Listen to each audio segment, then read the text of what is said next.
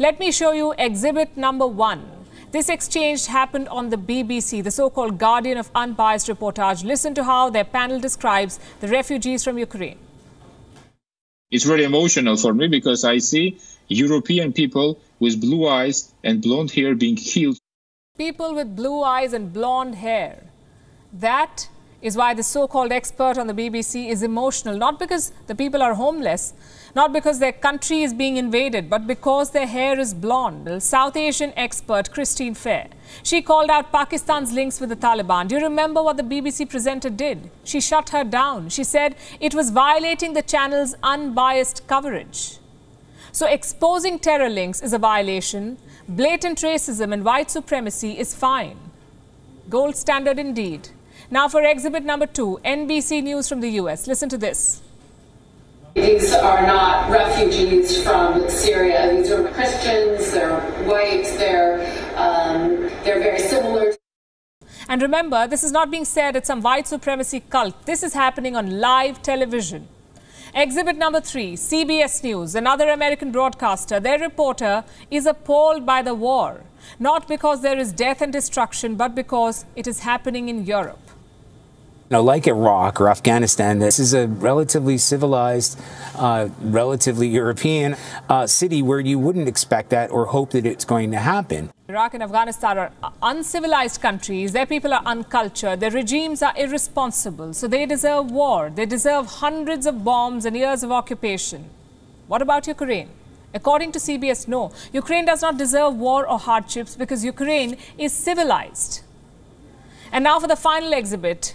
This one is not from the West. It is from Al Jazeera in Qatar. What's compelling is just looking at them, the way they're dressed. These are prosperous, I'm loath to use the expression, these are prosperous middle-class people. These are not obviously refugees trying to get away from areas in the Middle East that are still in a big state of war. These are not people trying to get away from areas in North Africa. They look like any European family that you would live next door to. That reporter is confused about the refugees. They look middle class, they look like Europeans. How is something so bad happening to them? Well, this is what systemic racism looks like. Do you remember the 2015 refugee crisis? Around 1.3 million people sought asylum in Europe. Most of them were from Syria, Afghanistan and Nigeria. Do you remember how the West reacted? They shut their borders, they herded the refugees like cattle, and they branded them as terrorists. Back then, Western reportage was quite different. Let me show you what the BBC did. They prepared 7 charts depicting the refugee crisis. Let's focus on chart number 5. Which European countries are most affected?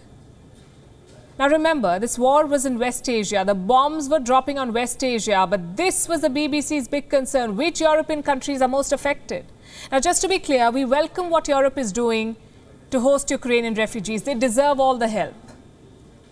Our question is, why just Ukraine? Ukraine is not a member of the European Union. It is not part of NATO. So what explains this level of assistance? Racism. You see, Ukrainians are Europeans, hence they get the red carpet, but Africans and Asians get border crackdowns and refugee camps. Western media is part of the problem, I have to say. They reflect the public mentality, their sense of European supremacy. And the problem is, governments are not doing anything to help. In fact, they're adding fuel to this fire. Let me show you what Bulgaria's Prime Minister said about refugees. I'm quoting, "These people are intelligent, they're educated people.